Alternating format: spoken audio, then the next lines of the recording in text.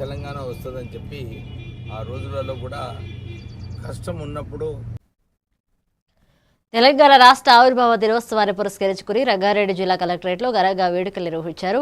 జిల్లా ఇన్ఛార్జి మంత్రి దిద్దుల శ్రీధరబాబు, జిల్లా కలెక్టర్ సి నారాయణరెడ్డి జాతీయ జెండాను ఆవిష్కరించి పోలీసుల గౌరవ వందనాన్ని స్వీకరించారు. ఈ సందర్భంగా తెలంగాణ సాధన కోసం ప్రాణత్యాగం చేస్తున్న అమరవీరులను స్మరించుకుంటూ రాష్ట్ర ప్రభుత్వం అమలు చేస్తున్న సంక్షేమ అభివృద్ధి కార్యక్రమాల గురించి వివరించారు. ఈ కార్యక్రమంలో ఎమ్మెల్యేలు, జిల్లా అధికారులు, ప్రజాప్రతినిధులు పాల్గొన్నారు.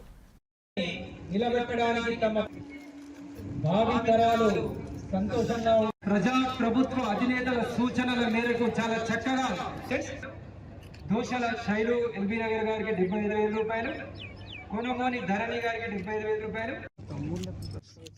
విద్యార్థులందరూ సమయం మరి పొల్యూషన్ కంట్రోల్ బోర్డు వాళ్ళు AI city, sports city, pharma సిటీలతో పాటు లైఫ్ సైన్సెస్, హెల్త్ సిటీ ఏర్పాటు ప్రణాళికలు రూపొందిస్తా ఉన్నాం.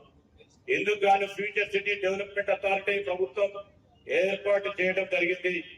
FCDA ఆఫీస్ త్వరలో ప్రారంభించుకొని పరిపాలన ఇక్కడి నుంచే చేయబోతాం. హైదరాబాద్ నగర కేంద్రం నుండి వివిధ జిల్లాలను కలుపుతూ రేడియల్ రోడ్స్ నిర్మించడానికి ప్రభుత్వం ప్రణాళికలను రూపొందించడం జరిగింది. ఈ రేడియల్ రోడ్స్ ని ప్రతిపాదిత రీజనల్ రింగ్ రోడ్ మరియు ఔటర్ రింగ్ రోడ్ లను అనుసంధానిస్తూ నిర్మించడం జరుగుతుంది. అందులో భాగంగానే మన జిల్లాలోని మొట్టమొదటిగా 300 అడుగుల వెడల్పుతో 4,000 కోట్ల అంచనా వ్యయంతో ఇలాంటి మండలాల గుండా వెళ్తున్నది. రాబోయే కాలంలో ఈ ప్రాంతాలు వేగవంతంగా అభివృద్ధి చెందగలవు.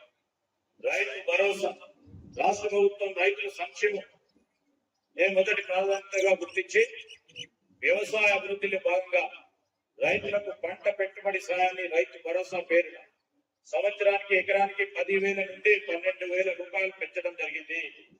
ఈ యాసంగి సీజన్ గాను ఎకరాకు 6,000 చొప్పున 2,96,000 మంది రైతులకి 217 కోట్ల రూపాయలు అందించడం జరిగింది.